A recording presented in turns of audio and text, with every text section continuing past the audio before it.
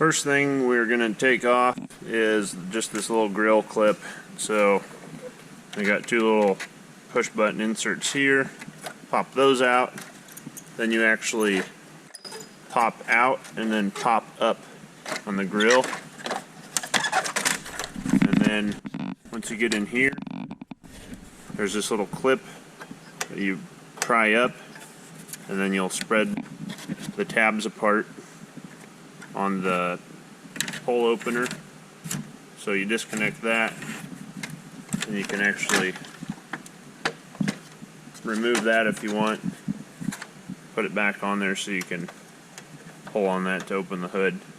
Once you get the front clips of the grill pulled out, there are screws on the sides, basically going into the front clip from the plastic wheel liners, and those are, I think, a 9/32 or a 7mm, and then you actually just pop the front clip out of the fenders.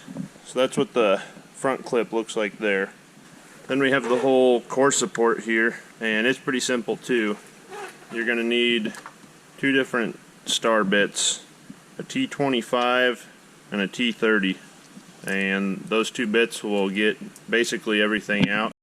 You're also going to have a 13mm hex socket to get a couple hex bolts out. So the drain's really simple for the radiator. Nice little petcock. It only opens maybe a quarter turn and then it's fully open.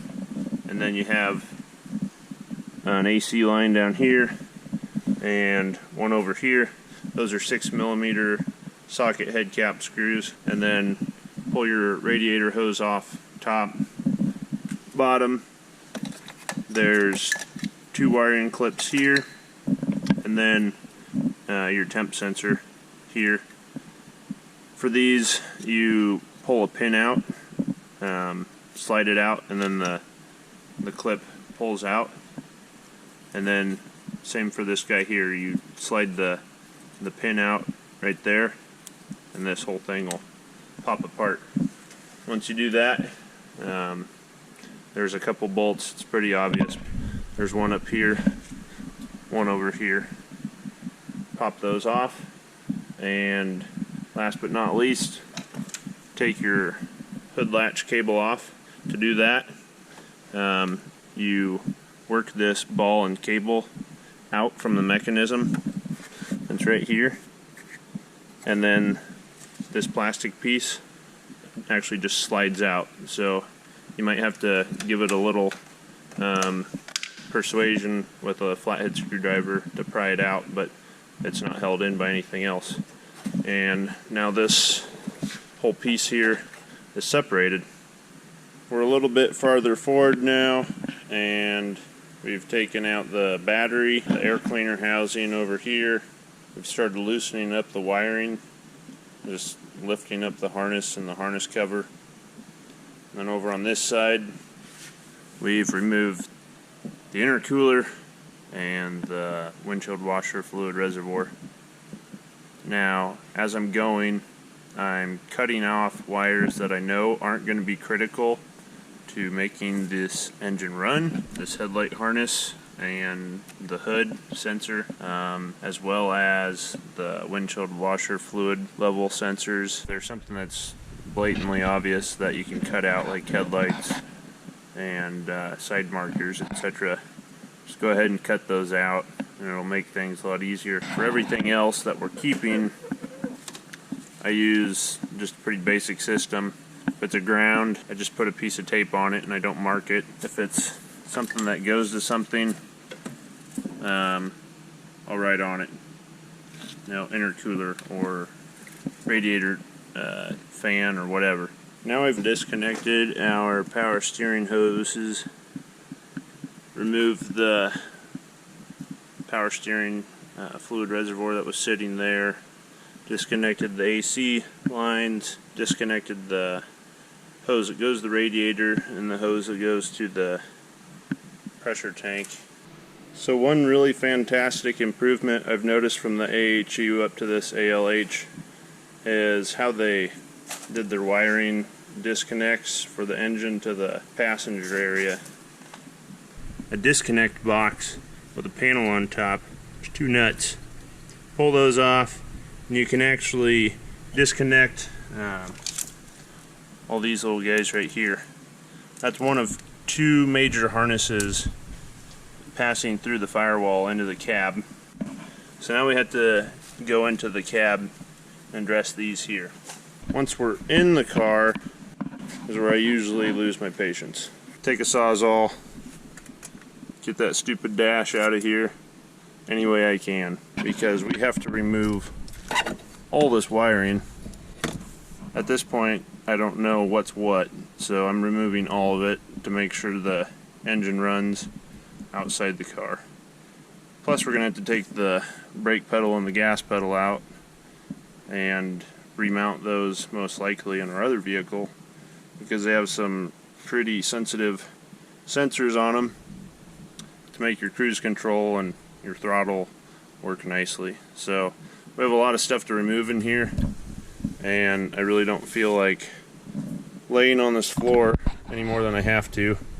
I just found a receipt and a package for fuzzy cuffs, so I'm pretty sure I'm going to get an STD while I'm working in here, so the less time I have to spend in here, the better.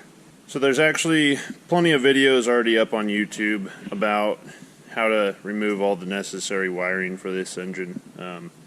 You know, I'm just going to throw in a couple more tidbits. The only thing that I noticed I didn't see in other videos, I didn't really point out the ABS brake pump. You can pull that connector off right here, cut that off, throw that away. Guy you're looking for right there. When we're cutting the windshield wiper motor off and all that, you have this little, supposedly it's an ambient temp sensor for the air conditioning. You can get rid of that. Coming over this side, you have this black plastic cradle over here. We ripped that off. You have this one cable going down that goes to an ABS sensor, so you can get rid of that. You can see down there far enough you can see a piece of snake skin. You know, I always like to bring cars into the shop with snakes. Helps get rid of the mice that way. So basically, we'll cut this ABS line, and so now we're able to take the whole main power harness over that way, and now our engine harness is more or less free. There's a whole bunch of stuff that's just clamped up here along the firewall that you need to unhook. Now we have our engine hoist hooked up. All I could see was this mount, that mount, so we're going to give it a try. Pulled these bolts out, 16 millimeter and 13 millimeter for that one, and then 2 16 millimeters on that side. This little mount down here, it's either 2 16 millimeters up here or 2 13. That head actually broke off. So, the exhaust over there, I cut after the cat, and then there's a mount right there in front of the cat, so I cut through those braces. I might have to cut the cat off actually to get this thing out, but it wasn't even letting me move the engine with it still fully intact.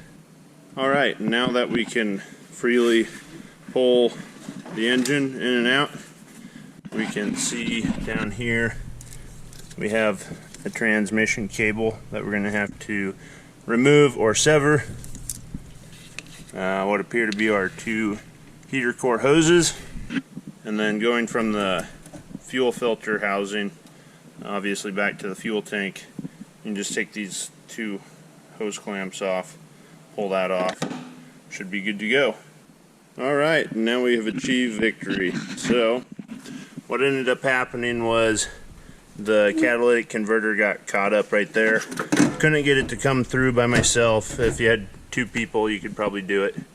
I went ahead and used a Sawzall, cut through the exhaust above the flex pipe because I'll be installing probably a larger diameter exhaust anyways. Try to Sawzall below a flex pipe, it does nothing but shake.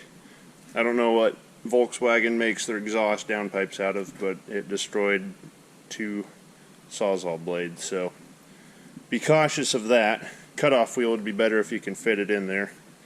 And then we actually had this cable going to the transmission. Actually didn't even need to cut that. There's a pin, basically like a brake line retention pin. Just use some pliers, pull up on that, and then that'll let this guy back off. Here's that pin. Just use some pliers and pull that up. And then fuel lines are pretty simple. Just wrap those up so they're not dripping everywhere. Heater hose, they actually didn't make too big of a mess. I think I got most of the water already drained out. And then here's what the axle shafts look like. This one's solid. They do appear to be hardened because my Sawzall blade was just skating off of them. This one's tubing. It's hollow. Angle grinder with a cutoff wheel zips right through them despite their hardness. And this tranny's blown up, so I could care less. It's going to go in the scrap pile anyways. It's usually where you're going to find these motors, is blown up auto trannies. So beats the hell out of crawling under and taking all these bolts out to separate the axle shafts. So now, obviously we got the engine out, the engine harness, but I want some of the features that are included in this harness that go into the car. So now I'm going to work on removing the rest of this harness. So basically this black panel that you can see in here is glued on. It's got a couple bolts, but at the end of the day it's a glued bond that's holding it on. I don't know if it's epoxy, but it's on there pretty good. So we're just going to try to work our Sawzall in here and cut us a big enough opening that we can pull all this crap through, because there's a lot more on the inside than there is on the outside. And here is the main body harness, or main power harness. That's a lot of wires. We'll probably end up actually cutting most of that out. Here is how I did it. Pretty rough job with the Sawzall. I think the preferred method in the future that I'll use is actually come through here, just make two cuts, pull this out, and then your loom could come up and all the stuff could go through that hole. But I destroyed my last Sawzall blade when I was trying to cut the exhaust. Here's the interior shot of what the hole looks like.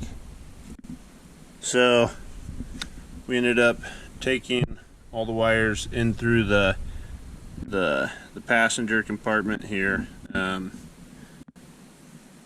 ended up taking this module out, found out it was the airbag module. So any wires that go that way can be cut.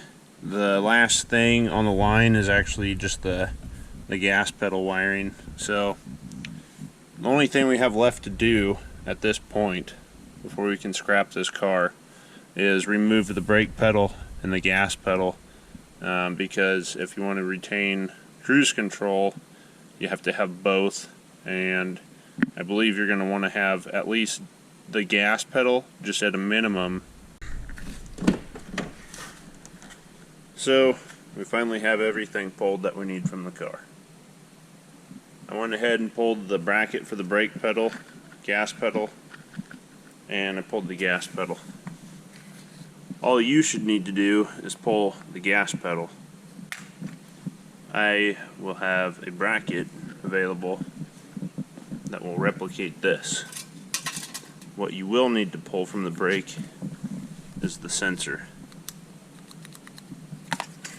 So all you'll need is the gas pedal and the brake switch. You don't have to pull this. This is a royal pain in the ass to pull. I also pulled the ignition switch. Might not have been necessary, but I want to find out if I need any of that or not. The other benefit is I can fire it right here on the stand. Obviously, eventually we're going to make it to the point where your keyed ignition switch will start it, but there's a wire, a pair of wires right here that you have to have connected to make it run. Okay, so the last step before we dispose of the car is to make sure the motor will crank outside the car, just to make sure we're not throwing away a valuable part that we need to make this thing work. So we've connected the main harness to the engine harness, plugged the TCU and the ECU back in. You know, you want to make sure those are all solidly connected. Got the alternator plugged back in and hooked up, starters hooked up.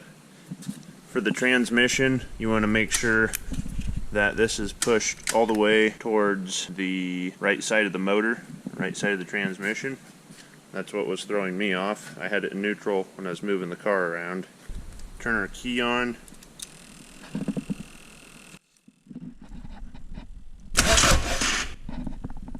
And we got crank. So I'm happy. I'm not looking to start it. Doesn't have any water, doesn't have any fuel going to it, and it's just going to throw fluid everywhere if I crank on it a long time. So now we should be good to go.